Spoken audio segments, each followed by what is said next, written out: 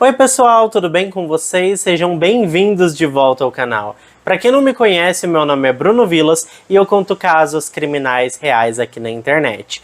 Pessoal, o caso de hoje é um daqueles casos bem maluco. Era assim uma tragédia anunciada do início ao fim. Vocês vão entender, tem muitas camadas esse caso. Deu muito trabalho para eu fazer, eu tive que compilar muita informação e sempre verificar duas vezes se a informação era correta, porque tinha muitas informações divergentes. Então, pessoal, como deu muito trabalho, eu vou pedir logo no início do vídeo que você deixe o seu like, que ajuda muito na divulgação do canal, e que você se inscreva se ainda não é inscrito aqui no canal, porque eu tô sempre trazendo conteúdos desse tipo por aqui, e eu tenho certeza que você vai adorar, porque é um caso melhor do que o outro. Aliás, um caso mais bizarro que o outro.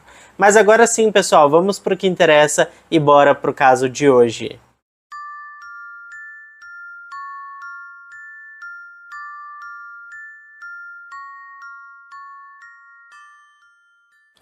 Christopher McNabb nasceu no dia 23 de março de 1989. Portanto, temos aqui um ariano. Ele nasceu e cresceu na cidade de Cartersville, na Geórgia. Seu pai se chamava Michael McNabb e não há relatos sobre a mãe do garoto. Mas o que se sabe é que ele foi criado por sua madrasta, chamada Crystal. O pai do garoto trabalhava muito e fazia questão de não deixar que nada faltasse para o seu filho. No fim das contas, o Chris teve uma infância muito saudável e, embora sua mãe não fizesse parte do seu crescimento, a sua madrasta Crystal proporcionava todo o carinho e cuidado que uma criança precisa. Aqui temos um caso de uma boa madrasta, hein, pessoal?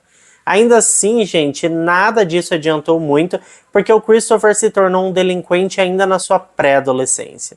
Ele matava a aula, batia nos meninos mais novos e aos 14 anos já estava entregue aos entorpecentes. O pai do garoto já não tinha mais domínio sobre ele e era constantemente ameaçado pelo filho caso ele não fizesse as suas vontades. Foi nessa idade também que o Chris acabou sendo preso pela primeira vez. E isso aconteceu porque ele bateu muito, mas muito, em um menino mais novo que morava no mesmo bairro que ele. Bom, na ocasião, o pai do Christopher foi chamado até a delegacia e precisou pagar uma multa para que seu filho não tivesse que passar a noite na delegacia. O Michael se sentia muito culpado pelo comportamento de seu filho. Ele acreditava que o Chris tinha esse comportamento errático por ter sido criado sem a sua mãe, o que claramente não era verdade, porque ser maldoso estava no DNA do Chris, e nada podia mudar o que ele era de verdade. Aos 15 anos de idade, o Christopher foi preso novamente. Desta vez ele foi detido porque invadiu e roubou uma residência que ficava a alguns quarteirões da casa ali do seu pai. Mais uma vez o pai do jovem teve que segurar essa bomba e ir buscar o menino na delegacia. A partir daqui, o Chris começou a fugir repetidamente de casa, e seu pai sempre acabava encontrando o jovem em algum motel usando drogas. Quando ele estava em casa, ele era extremamente abusivo com a sua madrasta e não eram raras as vezes em que ele erguia a mão tanto para ela quanto para o seu pai. Então, quando estava na residência, o Chris fazia da vida do seu pai e da sua madrasta um verdadeiro inferno. Resumindo, pessoal, o Christopher era uma pessoa volátil, narcisista, um cara violento, abusivo e viciado. Ele costumava destruir a casa toda quando não conseguia o que queria, e teve até um episódio onde ele deu um soco tão forte na parede que fez um buraco gigantesco. E ele olhou friamente para sua madrasta e disse que tinha feito aquele buraco na parede para não fazer aquilo na cabeça dela. Inacreditavelmente, quando seu pai contava sobre a personalidade do seu filho para familiares, nem todos acreditavam que tudo aquilo fosse verdade, porque consideravam o menino bonitinho demais para fazer tudo isso. E é aqui onde mora o perigo, viu, gente? Muitas vezes as pessoas pensam que as pessoas bonitas não podem ser abusivas ou tóxicas, ou até percebem que tem algo de errado, mas a beleza fala mais alto e aí todo mundo passa pano para a princesinha ou para o príncipezinho. E pessoal, isso é muito perigoso, sério mesmo. Isso é tão perigoso que uma prima do Christopher, que já tinha ouvido falar sobre todo o seu comportamento abusivo e portanto deveria ficar o mais longe possível dele, afinal de contas ela sabia onde estava se metendo, acabou fazendo justamente o contrário e se aproximando bastante de seu primo. Aliás, se aproximando de tal forma que eles acabaram tendo um relacionamento amoroso. Embora em muitos lugares do mundo o relacionamento entre primos não seja considerado incesto ou incesto, como vocês preferirem dizer, no caso do relacionamento do Chris com sua prima, todos os jornais noticiaram esse caso mais tarde como sendo um relacionamento incestuoso. Bom, antes de começar a falar sobre a Courtney, a tal prima do Christopher, eu preciso dizer para vocês que quando estava com 18 anos de idade, o Chris foi preso mais uma vez. E desta vez só saiu da prisão quando completou 21 anos. Mas vamos falar agora um pouquinho sobre a Courtney.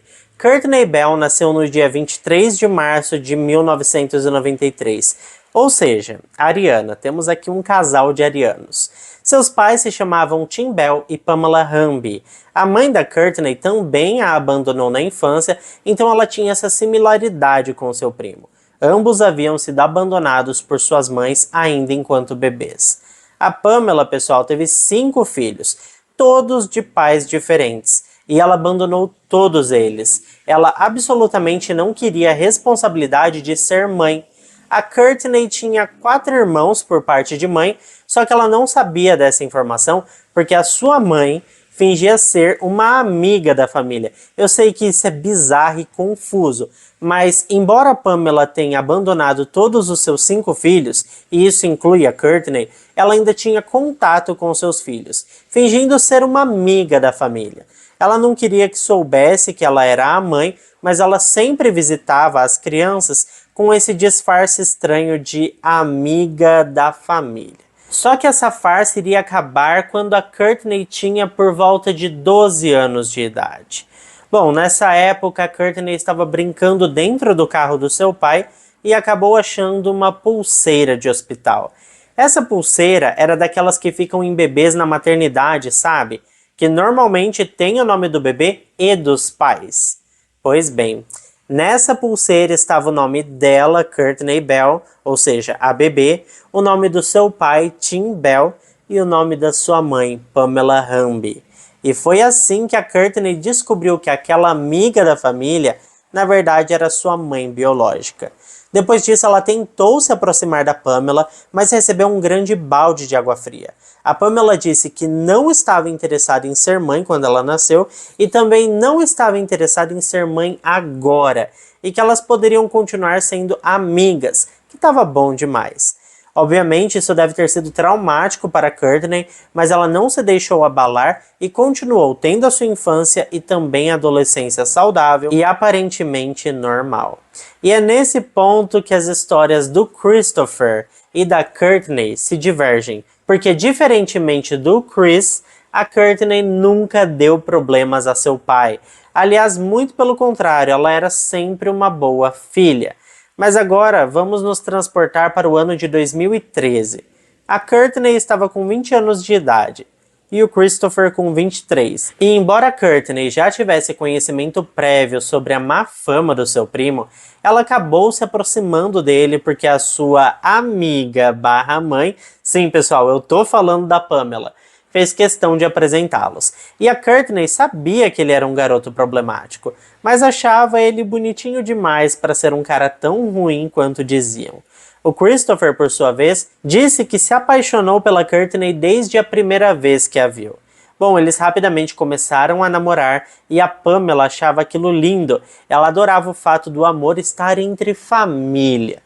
O que eu preciso deixar claro para vocês, pessoal, é que embora eu esteja contando essa versão da história para vocês, onde ambos já sabiam que eram primos, existe uma outra versão dos fatos, que inclusive é a versão do Christopher, onde ele garante que não sabia sobre o seu grau de parentesco com a Courtney.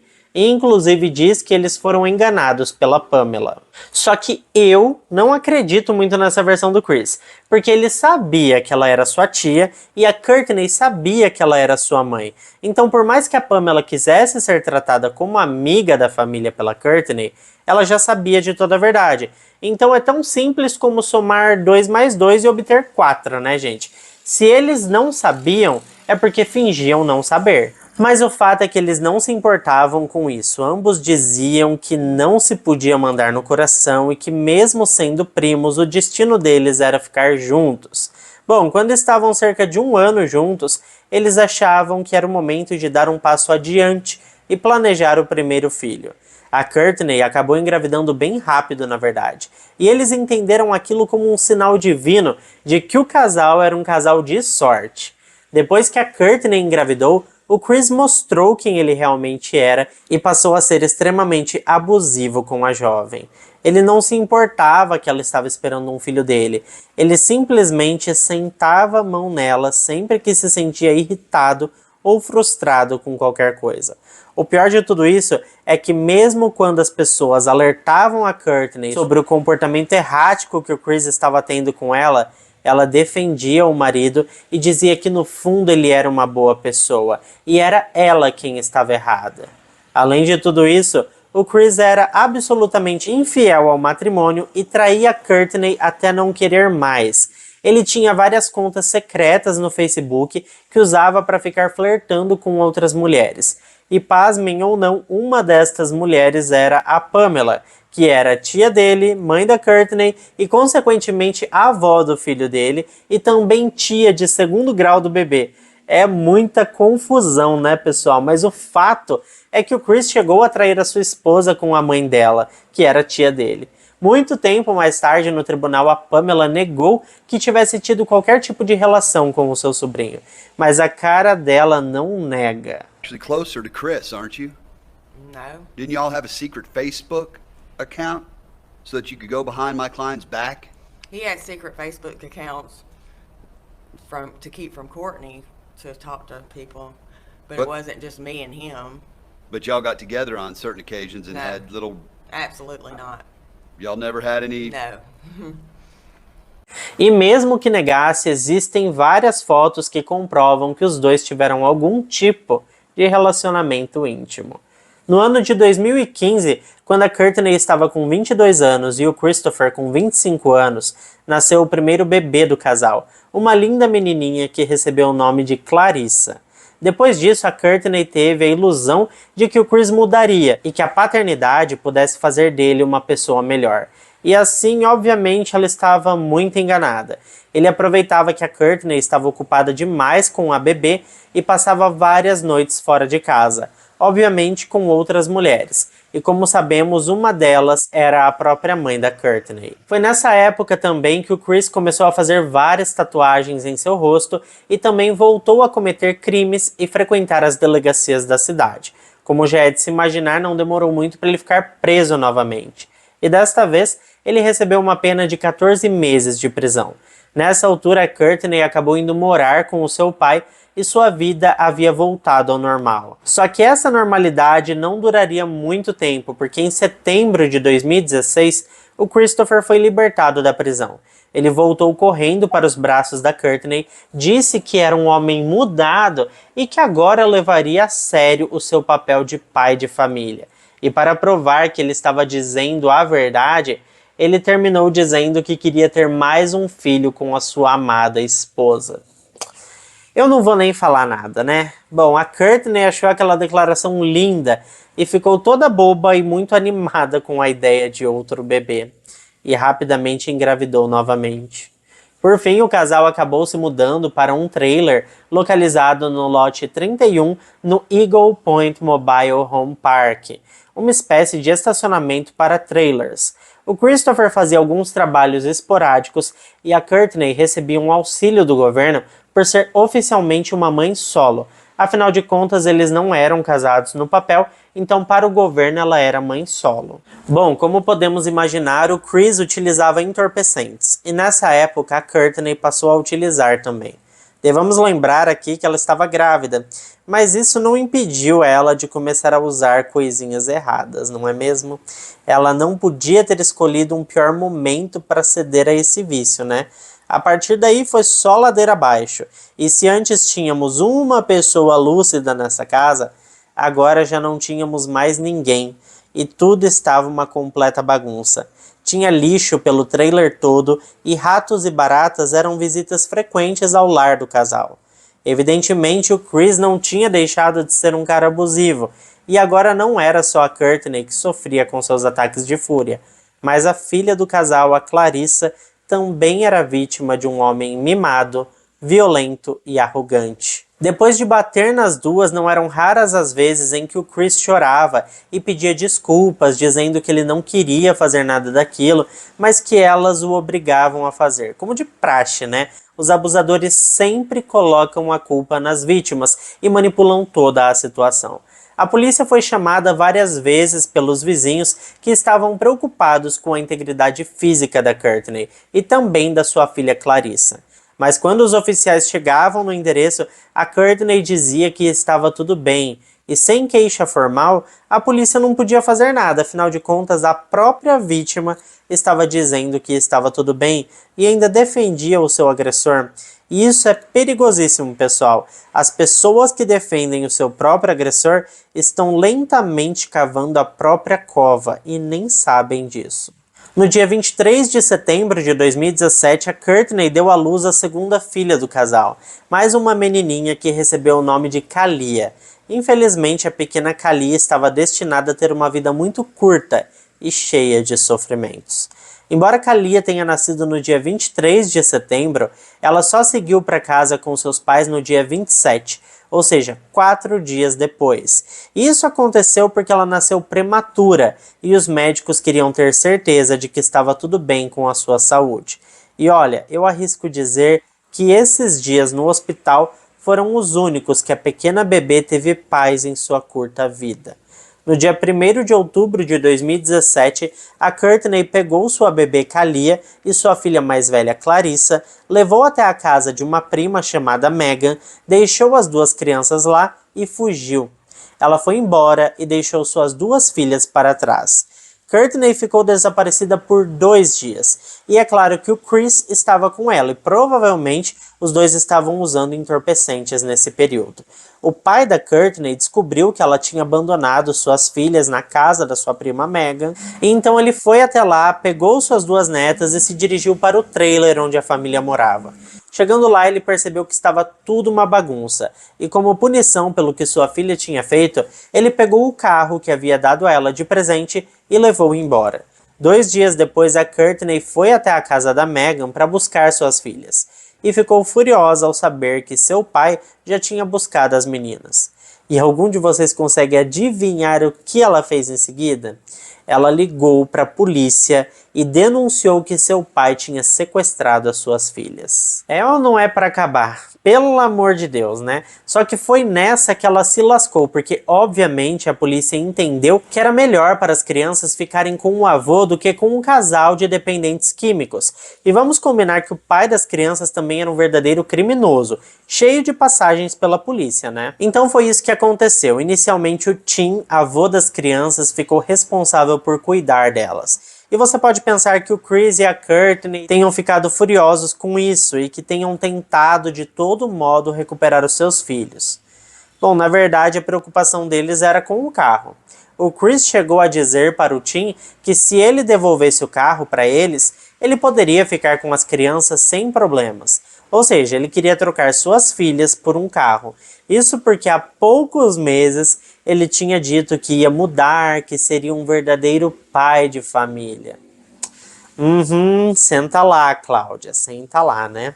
Bom, de qualquer forma, o Tim não se sentia nada bem em tirar as crianças da sua filha, então ele disse a ela: se você der um jeito na sua casa, deixar aquele trailer minimamente habitável, eu devolvo as crianças para vocês e também o carro. Eu nem preciso dizer que o casal foi correndo arrumar e limpar o trailer, né? Mas por que, Bruno? Porque eles queriam muito recuperar as crianças?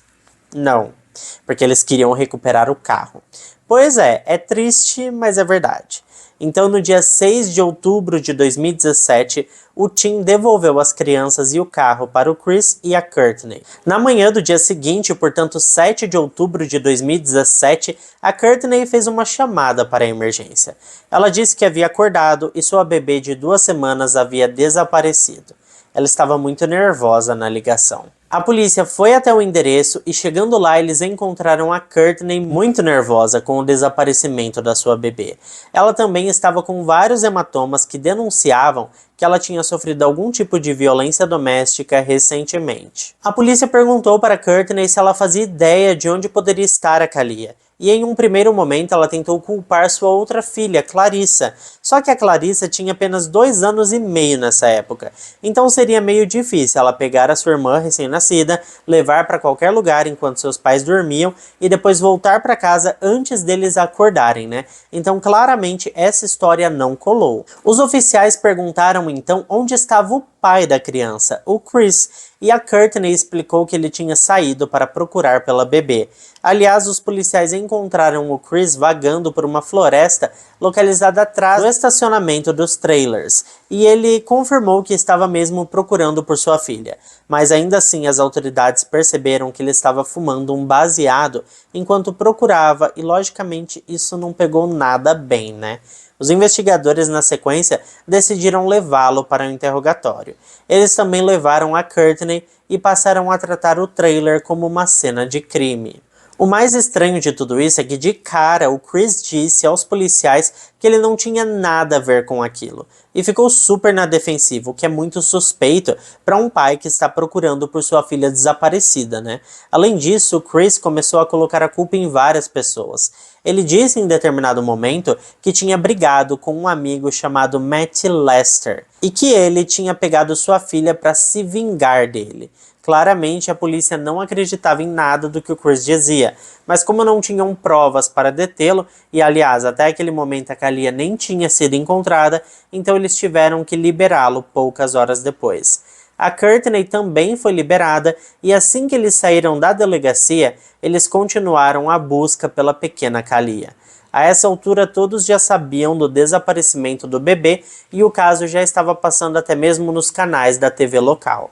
O Chris chegou a dar uma entrevista para um jornal local, demonstrando seu desespero em encontrar a sua bebê. Como o trailer onde eles moravam estava interditado pela polícia, que considerava o local uma cena de crime, o casal passou a ficar na casa de um primo deles. E mais tarde esse primo relatou que o casal não parecia nem um pouco preocupado com a bebê desaparecida. Bom, no dia seguinte, a Pamela, que é a avó da Kalia, mãe da Courtney e tia do Chris, foi até a casa onde o casal estava ficando e disse que queria ajudar a encontrar a bebê. Juntos eles decidiram ir até o trailer onde a família morava, porque tinha uma equipe de TV lá na frente cobrindo o caso, e todos achavam que seria interessante dar uma entrevista. No caminho para o trailer, eles receberam uma terrível notícia, de que o corpo da bebê tinha sido encontrado. Nesse momento, Chris olhou para Pamela e disse que tinha certeza que eles iriam pôr a culpa nele. A Pamela então colocou a mão por trás da cabeça de seu sobrinho, como se quisesse consolá-lo, e disse que ele tinha que fugir. O Chris então abriu a porta do carro, que ainda estava em movimento, pulou para fora e saiu correndo. Isso é ou não é cena de filme, gente? Sinceramente, tem casos que nem parecem reais de tão insanos que são. O corpo da pequena Kalia foi encontrado na floresta atrás dos trailers, e ela estava dentro de uma bolsa de ginástica da Nike, enrolada em algumas peças de roupas masculinas. Obviamente a polícia queria fazer um novo interrogatório com o pai da menina, o Chris, mas quando descobriram que ele estava desaparecido, ele imediatamente se tornou o suspeito número 1 no caso. Não demorou muito para a polícia encontrar o Chris, porque algumas horas depois dele fugir, ele deu um escândalo em uma loja de conveniência em um posto de combustível. Ele estava cheio de lama e aparentemente tinha feito uso de entorpecentes. Ele gritava muito com o caixa da conveniência, dizendo que ele não tinha feito nada de errado. E o atendente chamou a polícia. E foi assim que o Chris foi preso. A bolsa onde a Kalia foi encontrada e as roupas que estavam envoltas em seu corpo pertenciam ao Chris. E isso por si só já era o suficiente para acusá-lo. A promotoria não perdeu tempo e assim que o Chris foi capturado, ele foi acusado formalmente de tirar a vida da Kalia, sua bebê recém-nascida de apenas 15 dias de vida. Mesmo com a acusação protocolada, as investigações continuaram e 3 meses depois, os oficiais determinaram que a Courtney também era culpada pela morte da bebê. Afinal, ela negligenciou e permitiu que sua criança fosse assassinada por seu marido.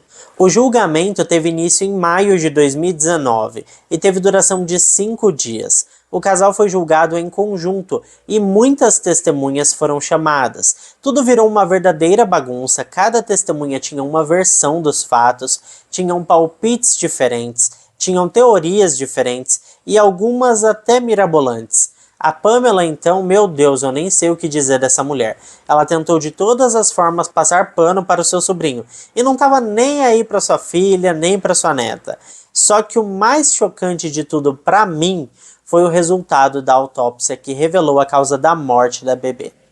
Bom, segura aí que eu vou contar tudo para vocês. A Kalia tinha 15 dias de vida, certo? Portanto, ela ainda não tinha nenhum dentinho.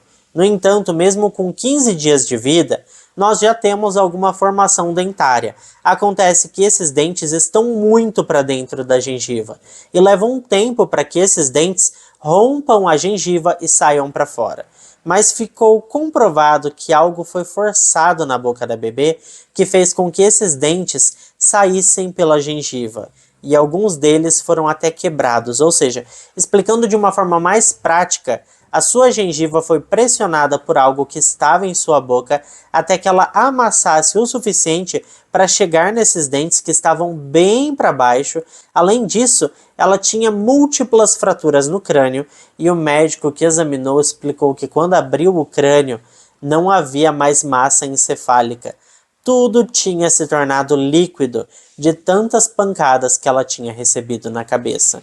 Inclusive, a causa da morte foi considerada traumatismo craniano. E eu não vou detalhar o resto da autópsia porque eu já estou passando mal aqui. Mas eu contei isso tudo só para vocês saberem o quanto essa bebê foi maltratada antes de perder a sua vida. Depois de analisarem todas as evidências, o júri deliberou e voltou com o veredito de culpado para o Christopher McNabb. Ele foi sentenciado à prisão perpétua por homicídio em primeiro grau. A Courtney também foi considerada culpada, mas de homicídio em segundo grau, e condenada a 30 anos de prisão. Após receber a sua sentença, o Christopher teve a chance de falar e foi isso aqui que ele disse. I'm innocent. I didn't do it. Okay. I've maintained that the whole time. Just because somebody has domestic abuse issues with their spouse doesn't mean that they would put their hands on their kids. I just don't understand how you find somebody guilty of doing something to a 15-day-old baby. And I would never do it. I would never do this. That's all I gotta say. I would never do it. I'm innocent. A psicóloga que atendeu o Chris no período em que ele estava preso deu uma declaração perturbadora. Ela disse que em uma das visitas que fez ao homem, ele vestia uma roupa que é chamada de roupa de tartaruga na prisão, que impede que os presos machuquem a si próprios. E quando ela entrou na sala, ele tirou seu órgão genital para fora desse uniforme e, bom, eu vou deixar ela falar para vocês o que ele fez. The turtle suit and taken out his penis and was masturbating. And did he masturbate to completion in your presence? He did. Para mim, esse caso é um dos mais bizarros que eu já trouxe aqui no canal, e depois de fazer esse roteiro, eu fiquei por vários dias refletindo sobre até onde o ser humano pode chegar, porque assim, para mim foi tudo muito terrível que aconteceu nesse caso. Vocês concordam comigo que tudo isso era uma tragédia anunciada do início ao fim? Não tinha como ter tido um resultado diferente? Aliás, vendo as circunstâncias de tudo isso, podia ter ocorrido algo até pior, podia ter acontecido uma tragédia maior ainda. Graças a Deus, a Clarissa, pelo menos, saiu intacta dessa história toda, que é a filhinha mais velha da Courtney, e eu espero que ela esteja sendo bem cuidada. As informações que eu tive é que depois que eles foram presos, a Clarissa acabou ficando com o seu avô, o Tim, e ele tá cuidando muito bem dela. Bom, pessoal, esse foi o caso de hoje. Se ficou até aqui comigo, não esquece de deixar o seu like, que ajuda muito mesmo na divulgação aqui do canal. Eu fico por aqui, um beijo para todos vocês e até o próximo vídeo.